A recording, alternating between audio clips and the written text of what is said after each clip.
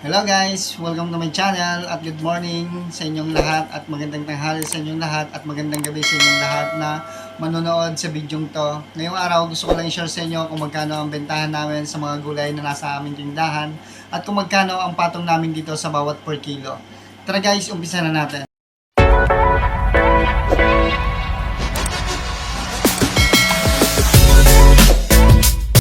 Unahin na natin guys si sayote na may 60 pesos per kilo ang puhunan. Tapos ang bintahan naman namin dyan 70 pesos per kilo. Tapos may tubo kami dyan guys na 10 pesos per kilo para kay sayote. Tapos sunod natin guys si patatas na may 90 pesos per kilo ang puhunan. Tapos ang bintahan naman namin sa aming tindahan 100 pesos per kilo na siya. May patong kami dyan guys na 10 pesos per kilo. Tapos, sunod natin guys, si Gabi na may 50 pesos per kilo ang puhunan. Tapos, ang bentahan naman namin dyan, 60 pesos per kilo. 10 pesos lang po ang patong namin sa bawat kilo. Tapos, sunod natin guys, kay luya na medyo mahal ang luya. 200 pesos per kilo ang luya. Tapos, 220 naman ang bentahan namin. Tapos, may patong kami dyan guys na 20 pesos per kilo para kay luya.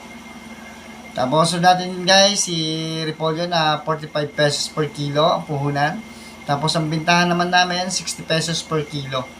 May 15 pesos tayong patong dyan guys para sa bawat kilo para kay repolyo. Sunod natin guys si sibuyas na may 80 pesos ang puhunan per kilo. Tapos ang bintahan naman namin dyan guys 100 pesos na per kilo sa tindahan. Tapos may patong kami dyan guys na 20 pesos per kilo para kay sibuyas. Next natin guys si bawang.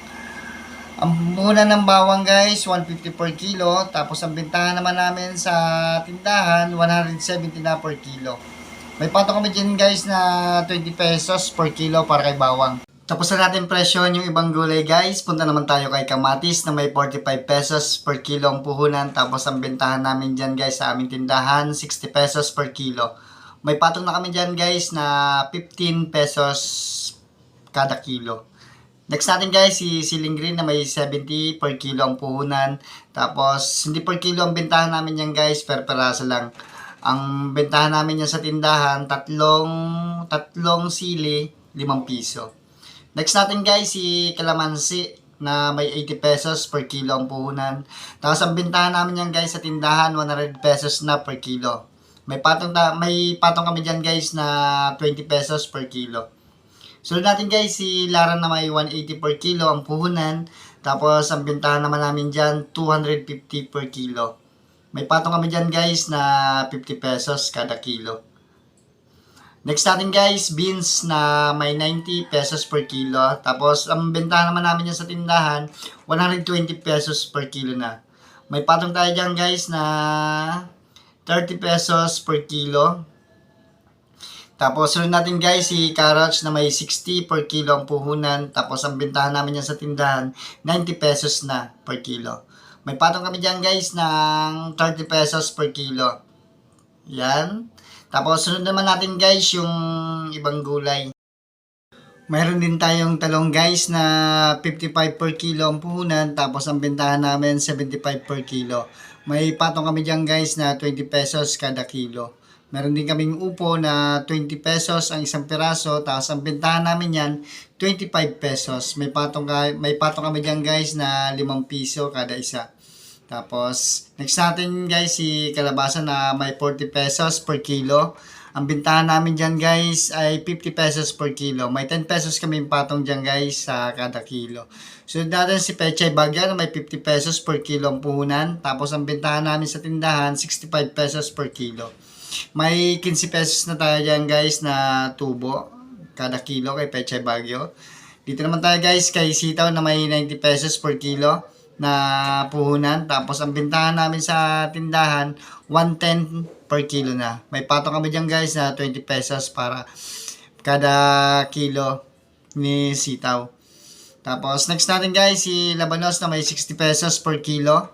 Tapos ang bentahan namin yan sa tindahan, 80 pesos per kilo na. May tubo kami dyan guys na 20 pesos per kilo. Next natin guys, si patola na may 50 pesos per kilo ang puhunan. Tapos, ang bentahan naman namin dyan, 80 pesos per kilo. Tapos, may patong na kami dyan guys, kada kilo ng 30 pesos. Next natin guys, si ampalaya na may 90 pesos per kilo. Tapos ang benta namin yan sa tindahan, 110 per kilo na. Tapos may tubo kami dyan guys na 20 pesos per kilo. Tapos next natin guys, si okra na 60 pesos per kilo. Tapos ang benta namin dyan guys per tali na. Tinatali namin yan na hanggang sa magkaroon ng tubo. Minsan tumutubo kami dyan guys na 30 pesos sa isang kilo. Hello guys, gusto ko lang pong sabihin sa inyo na hindi po tayo magkakaparehas ng pagpipresyo sa ating mga sari-sari store. Magkakaiba po tayo ng pinagkukunan ng mga items kaya hindi po tayo pare-parehas ng mga presyo. Hanggang dito na lang ang video na to guys, kaya kung hindi ka pa nakasubscribe sa aking channel, mag-subscribe ka na para lagi kang update sa mga gantong video. Thank you!